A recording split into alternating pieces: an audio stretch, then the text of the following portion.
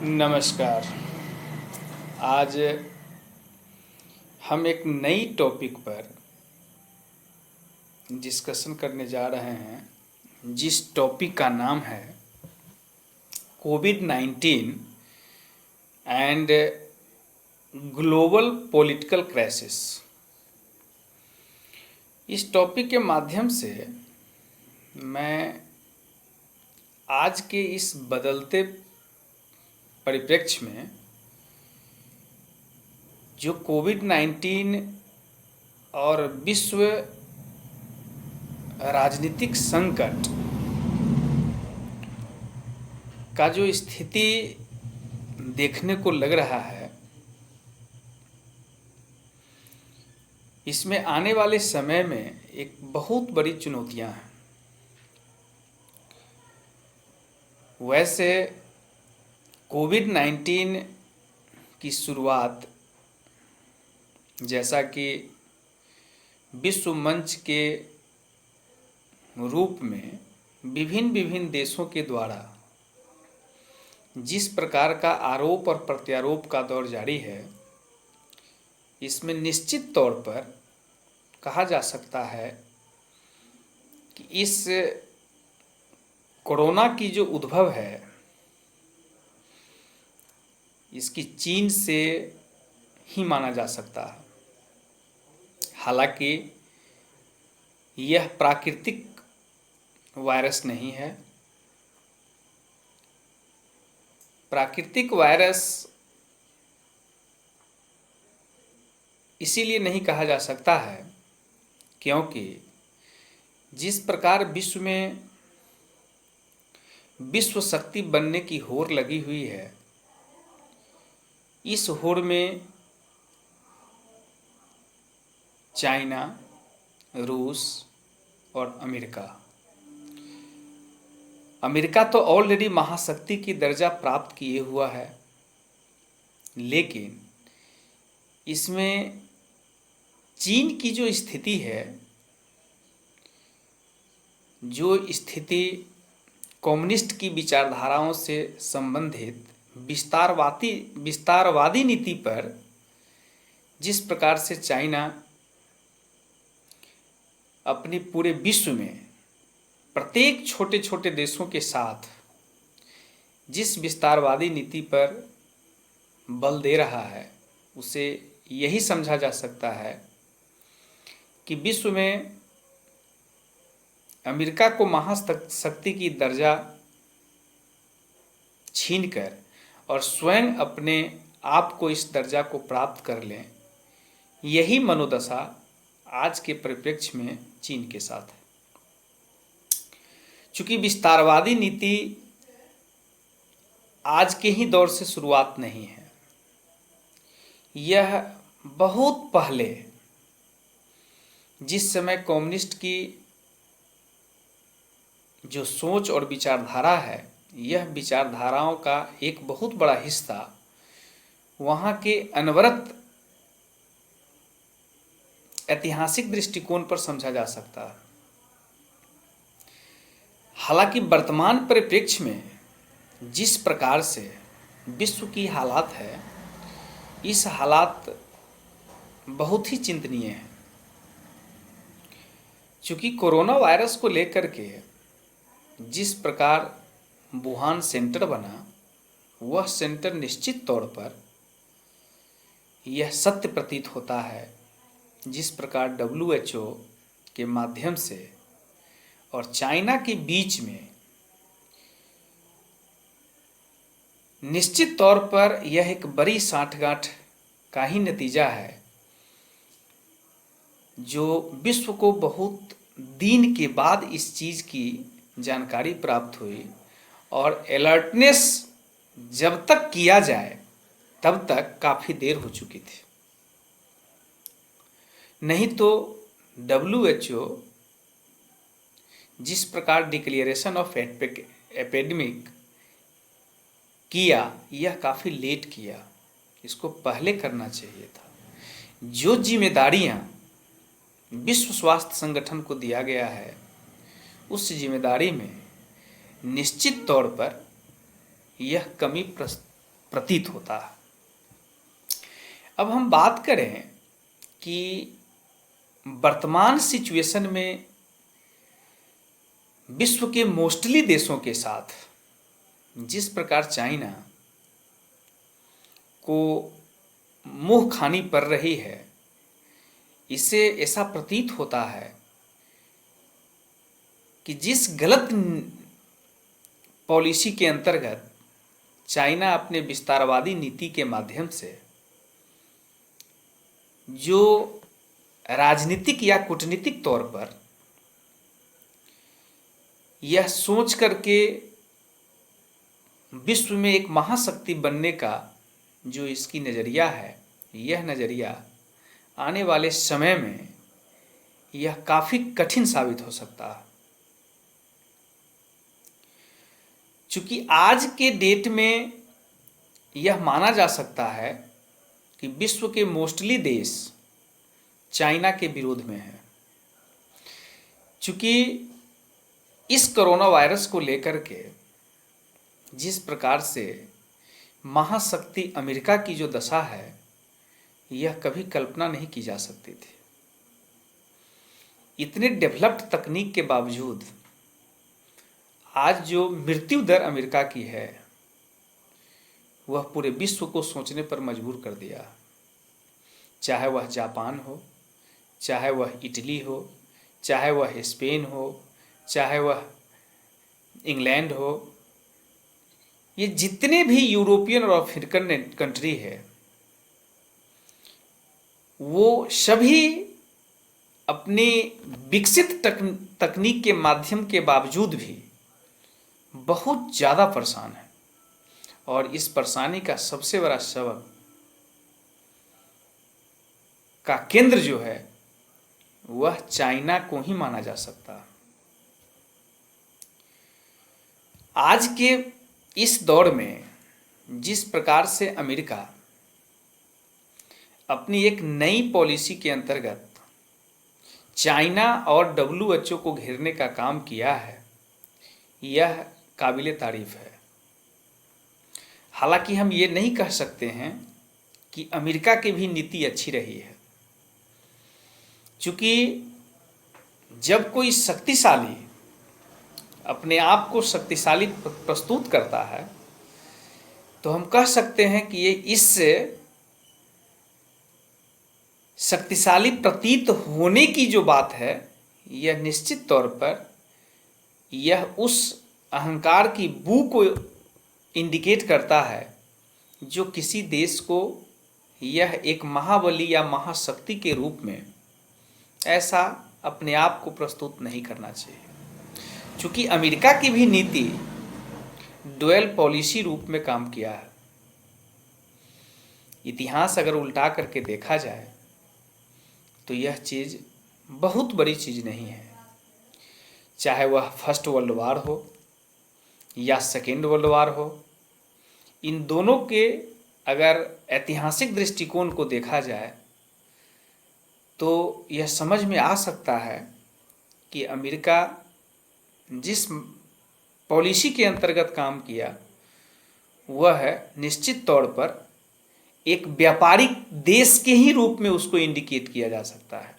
लेकिन सब कुछ के बावजूद भी वह सुपर पावर है, जो आज कोई भी कंट्री उस सुपर पावर से डायरेक्ट वार नहीं कर सकता, चाहे वह सामरिक दृष्टिकोण से हो, चाहे वह आर्थिक दृष्टिकोण से हो। अब हम बात करते हैं आज के समय में इस कोरोना वायरस को लेकर के जिस प्रकार से पूरे विश्व में चाइना को अलग थलग करने की जो प्रक्रिया चल रही है, इसमें चाइना को बहुत अधिक नुकसान होने की संभावना प्रतीत होता है। यह प्रतीत कैसे हो सकता है? चूँकि जनवरी में कोरोना वायरस का केस वुहान शहर से प्राप्त हुआ, लेकिन विश्व को यह खबर मार्च में प्रतीत हुआ। अगर WHO अपनी सभी सही जिम्मेदारी निभाता और सही समय पर पूरे विश्व को अलर्ट करता तो इतनी बड़ी क्षति आज पूरे विश्व को उठाना नहीं पड़ सकता था। हालांकि हम यह नहीं कह सकते हैं कि इस चीज के प्रति आज जिस आर्थिक समस्या से चाइना जूझ रही है, चूंकि चाइना की जो सरकार है वह सरकार सिंगल पार्टी सिस्टम को फॉलो करने वाला गवर्नमेंट है, जहां पर न प्रेस की स्वतंत्रता है और प्रेस की स्वतंत्रता न होने के कारण से विदेशी पत्र पत्रिकाओं में जो आर्टिकल आते हैं वह चूंकि विदाउट परमिशन वह आर्टिकल नहीं छप सकते हैं। गवर्नमेंट एजेंसीज जो न्यूज़ चैनल है वही जो न्यूज़ फ्लैश करता है उसी को सत्य माना जाता है। अन्यथा प्राइवेट एजेंसी किसी भी नेशंस का वहाँ पर जा करके इस चीज़ को पब्लिश नहीं कर सकता। चूँकि सही तथ्य तब प्रकट होगा जब प्रत्येक देश के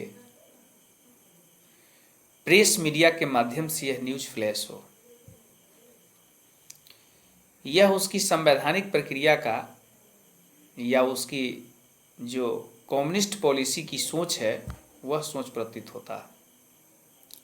अभी हम बात करें कि यह विश्व जिस प्रकार से ब्रिटेन, जिस प्रकार से इटली, जिस प्रकार से स्पेन, जिस प्रकार से फ्रांस, जापान, इजराइल, ये सब जितने भी कंट्री है ये सारा कंट्री गोलबंद होकर के अब इंटरनेशनल इन्वेस्टिगेशन चार्ज उस पर लगाने का विचार कर रहा है।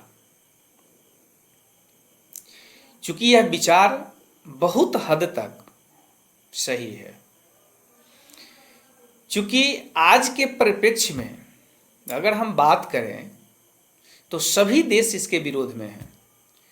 अब इससे लाभ और हानि क्या हो सकता है, मैं थोड़े से बातों में इसको समझा दूं। अगर यह दो देशों में अगर सभी पावर केंद्रित हो जाते हैं, सभी शक्ति केंद्रित हो जाते हैं, तो चूंकि अमेरिका के पास यह है जो सुपर पावर नेशन है, बहुत चीज़ों पर बैन कर सकता है। जो कुछ बैन का बहुत सारा उदाहरण आज के डेट में प्रस्तुत है। WHO के द्वारा जो फंड रिलीज की जाती है उस पर भी अमेरिका ने बैन कर दिया।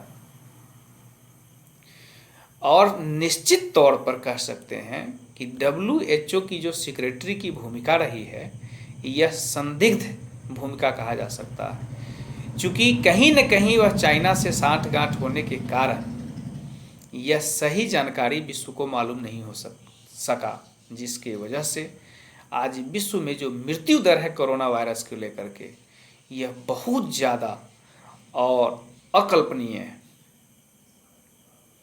अगर हम बात करें कि आज के परिप्रेक्ष्य में जिस प्रकार से भारत पर यानी भारत को प्रेशराइज करने का काम चाइना जो कर रहा है, यह अपने देश के जनता को ध्यान भटकाने के दृष्टिकोण से है।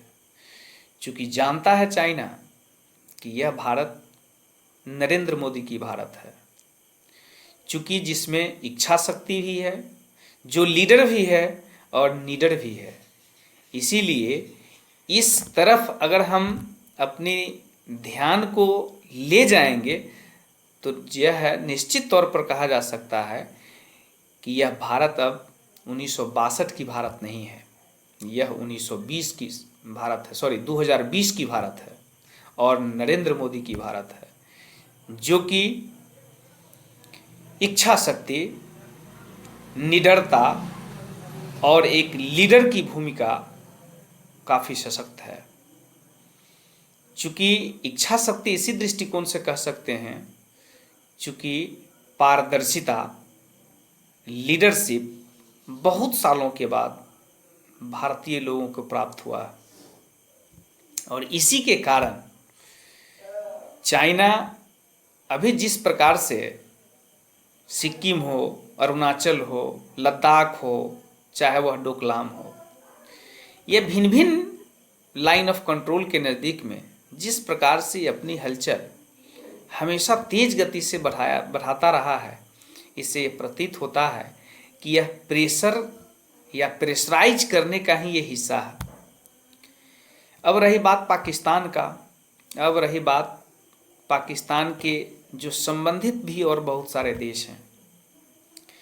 चूंकि पाकिस्तान जिस प्रकार से अलग थलग विश्व में पड़ा है और भारत की डिप्लोमेटिक जिस प्रकार से चला है, इससे पूरे विश्व में पाकिस्तान को भी अलग थलग कर दिया गया है। आज एक एक दाने के लिए पाकिस्तान तरस रहा है। विभिन्न विभिन्न इंटरनेशनल ऑर्गेनाइजेशन से फंड बैन हो चुका है और वही हालात अब चाइना को होने वाली है। चाइना को सबसे बड़ा डर है कि इस 21वीं सदी में भारत महाशक्ति के दौर में या महा आर्थिक शक्ति के रूप में उभरेगा और यह बात सत्य प्रतीत दिखाई दे रही है। चूंकि आज के डेट में जितनी भी बड़ी बड़ी कंपनियां चाइना में सेटल है, विभिन्न विभिन्न देशों का, यह सभी देश उस कंपनी को विड्रॉ करने पर विचार कर रहे हैं। और भारत बहुत बड़ा बाजार है, बहुत बड़ा मार्केट है। और यह मार्केट ही नहीं है, क्योंकि भारत की जो पॉलिसी है, भारत की जो संस्कृति है, यह वसुधैव कुटुंबकम की संस्कृति है। भारत किसी के क्षेत्र को कैप्चर नहीं किया है आज तक, यहाँ तक कि भारत ने गवा दिया है। इस कोरोना वायरस को लेकर के लगभग 112 देशों तक जितने भी उपचार संबंधित सामान, किट्स, ये सभी दवाइयाँ, मेडिसिन्स जिस प्रकार से नरेंद्र मोदी की सरकार ने पहुंचाया है, यह इस परिस्थिति में कभी विश्व भूला नहीं सकता। तो एक बहुत बड़ा सकारात्मक समय है भारत के लिए और यह सकारात्मक समय भारत के लिए निश्चित तौर पर सामने आएगा।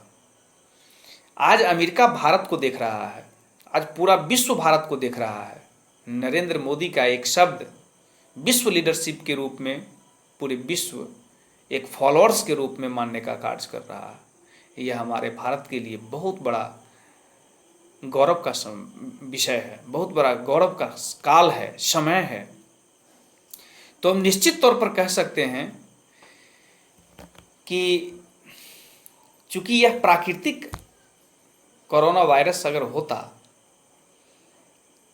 तो यह एक अलग प्रतीत होता, लेकिन जिस प्रकार से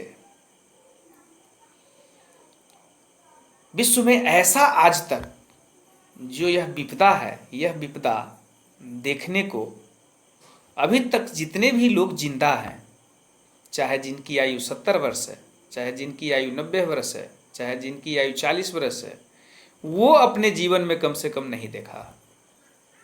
इतने दिन भारत बंद आज तक नहीं रहा है, चाहे विश्व बंद नहीं रहा है।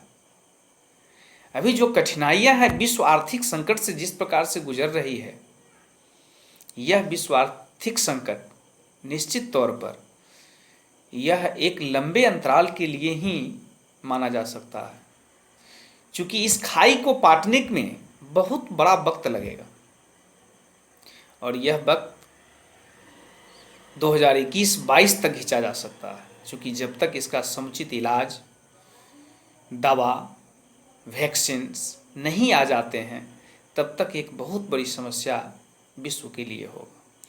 लेकिन इन सब कुछ के बावजूद जो चाइना की विस्तारवादी नीति है और जिस प्रकार से पूरे विश्व एकजुट हो रहे हैं, यह आने वाला समय चाइना के लिए बहुत ही नकारात्मक समय माना जा सकता है और यह नकारात्मक होना भी चाहिए।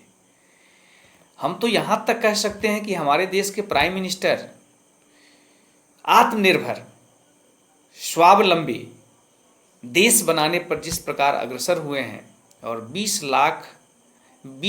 लाख है हजार, या कह सकते हैं 20 लाख करोड़, जिस प्रकार से एक पैकेज बनाने का काम किया है, वह निश्चित तौर पर आत्मनिर्भर भारत बनाने की दिशा में एक बहुत बड़ा कदम है। यह कदम कम समय में दिखाई प्रतीत नहीं होता है, क्योंकि इसके लिए समय लगेगा। विश्व के सभी देश घाटे के रूप में प्रवेश कर चुका है। क्योंकि इतनी बड़ी आर्थिक संकट है जो यह हजारों करोड़ों यह घाटा के रूप में प्रवेश कर चुका है विश्व, लाखों करोड़ों के रूप में, और हर देश यह परेशान है। तो चाहे आज के परिप्रेक्ष्य में पक्ष हो या विपक्ष हो, या विश्व हो, या एक छोटा सा कस्बा हो, या एक छोटा सा राज्य हो, सभी को मिल करके और भारत की जो सभ्यता और संस्कृति है, इस सभ्यता और संस्कृति के रूप में वसुधैव कुटुंबकम के नीति पर जिस प्रकार से भारत सदियों से चलते आ रहा है, आज भी भारत उसी चीज़ को लेकर के यह अपनी प्रयास, अपनी विचारधारा, अपनी इस देश की ऐतिहासिक संस्कृति के रूप में विश्व में माना जाता है। विश्व इसको एक विशेष संस्कृति के रूप में समझता है। आज पूरे विश्व भारत की ओर देख रहा है, क्योंकि चाइना के बाद भारत विश्व की जनसंख्या का इकलौता देश है और यहाँ बहुत बड़ा बाजार है। इस बाजार में इन्वेस्ट करने के लिए विश्व की जितनी बड़ी बड़ी कंपनियां हैं, सब आने वाले समय में भारत की ओर अग्रसर करेगा। आज इसी के साथ फिर से एक बार धन्यवाद।